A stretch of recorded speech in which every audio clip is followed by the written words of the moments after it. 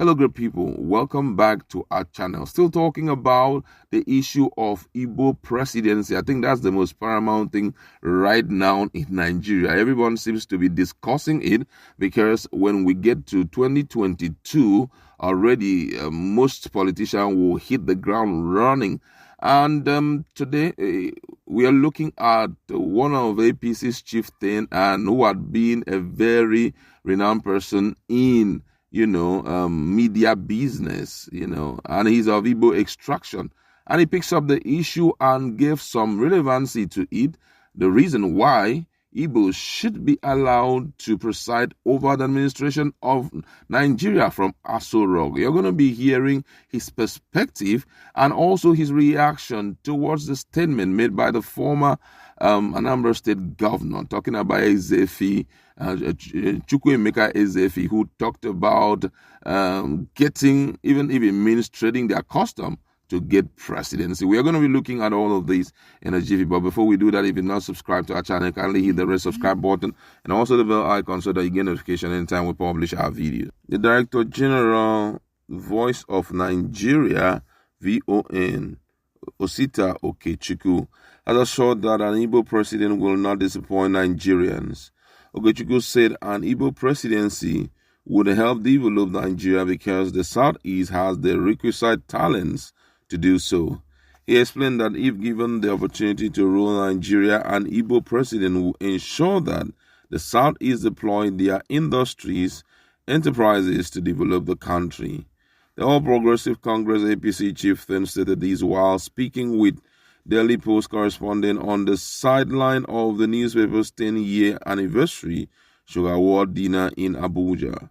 Reacting to the remark that Igbos are prepared to kneel and beg other regions for the presidency, Okechukwu said it's the turn of the Southeast to produce a Nigerian president based on justice and equity. Recall that an elder statesman, Chukwuemeka Ezefi, had said that the Southeast was preparing to kneel, prostrate, and beg for presidency in 2023. However, Okechukwu pointed out that Igbos are the most patriotic Nigerians, hence should be given the opportunity in 2023.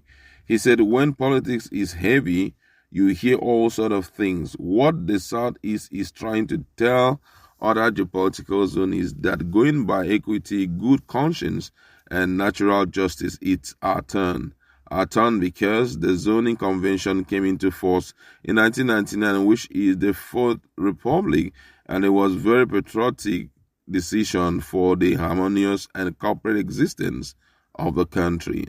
And luckily for us, there are 3 geopolitical zones in the South. The Southwest had the first turn of 8 years, South-South had 6 years. So only geopolitical zone in the South that has not presided over the country going by the zoning convention is the Southwest. Going down the line since 1960, we only had 6 months thing, and which out of these immodest, we are the most patriotic ethnic nationality in the country.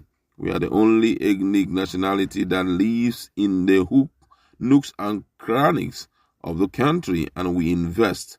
Some ethnic nationality live in the Southeast, but they don't invest. We can make a claim that if you count all the ethnic groups in Kano State, only after the indigenes, we are the second. If you count all the ethnic groups in Lagos, after the indigenes, we Igbos are the second. In Abuja here, it's the same thing. We are the most patriotic, and we are saying a Nigerian president of Igbo extraction will not disappoint Nigerians. We will bring our industries and enterprises to develop the country. By presiding over the country, we will help develop it because we are talented to do so. In this Abuja, we have never been minister. I mean minister that allocates land. We have been minister of state but never minister. But we contributed more than any other ethnic group in developing the city. When a lot of people didn't believe in FCT, we came.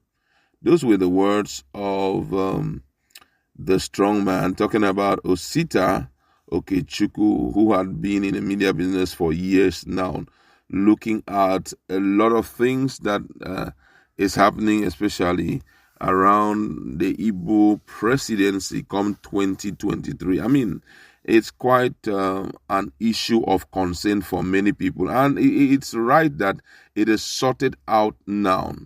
I heard some person some time ago talking about involvement of Ndigbos in party levels, which will guarantee them a place during this period. But I think that what Nigerians are earnestly in need of is not, favorism, is not ethnicity. That's not what we need right now. We are looking for people who have capable hands, irrespective of where they are going to come from. And I feel that Ndigos, they have people who have mental capacity, who have ability, especially in the area of economic improvement, to change the status quo of this country. Insecurity and other issues of concern in the country, if you look at the root causes, among them, before you count first three, I think one of them that is very paramount is the impoverished nature of Nigeria. What is happening and in this economic space is what is bringing about insecurity, kidnapping, robbery, and all of that. Nigerians are known for their hard work, and if you provide the right resources and do what you're supposed to do, Nigerians won't cease to work.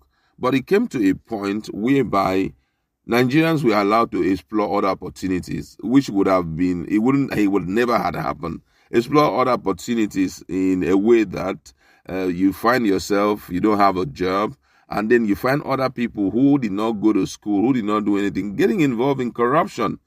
And some of them started engaging in banditry activities, and the government were not taking immediate steps to ensure that this whole thing is stopped.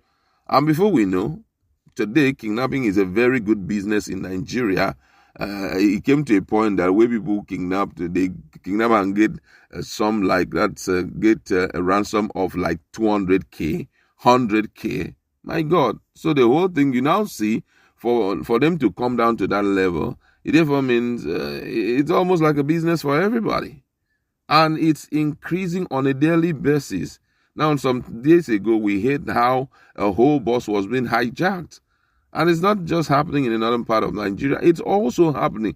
The only thing is that most of this news are not hitting the airwaves, are not hitting the media space.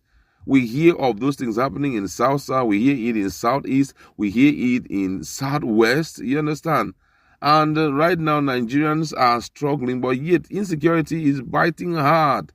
Things are not right as they should be. I mean, I sometimes I begin to wonder, imagine during this regime, that there was nothing like internet where people, have jobs. Some people are in Nigeria, they're having jobs because of how much they have in them in terms of qualification and also technological knowledge. They stay here in Nigeria and they have a job at faraway places like Canada, United States of America. We hear people making money via Instagram, via even this YouTube, via different Facebook, name them, Twitter. People are making money via the. Imagine if these places were not there. What would have been the fate of Nigeria? I've been trying to, think about it over and over again. What would have been the fate of this country? What we are seeing today would have been tip of the iceberg. I don't know if slavery wouldn't have started again. People wouldn't start importing people out, to be used for anything funny.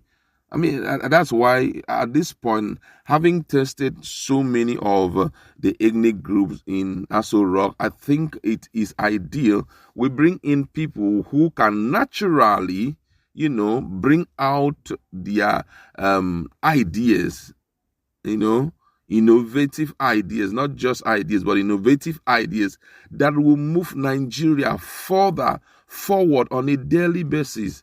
Someone said that in 2025 that we are going to have globally more than 1 million jobs as it has to do with data processing. You understand? And I'm just asking, what has the government done in that light to see how they can raise more people and also align with how fast the world is moving? You understand? still in our secondary school, we're still teaching mathematics, English, funny subjects like that. When other people are teaching from kindergarten, they are teaching entrepreneurial development. They are teaching good governance. They are teaching courses that at a very swift time of a child's life, he will, find his hands working and bringing money to the table. I mean, these are some of the things that if you bring in a good leader, he will envisage this idea, bring people of like minds, and before you know, the economy will grow massively. Everything in the country will improve. And I feel that this is the ideal time, to give to the Ndigbos, for us to also try them out, if not for anything, for justice and equity to play out. That's where I like to leave it. Go to our comment section. Let's interact. What's your position on the issue of Igbo presidency come 2020?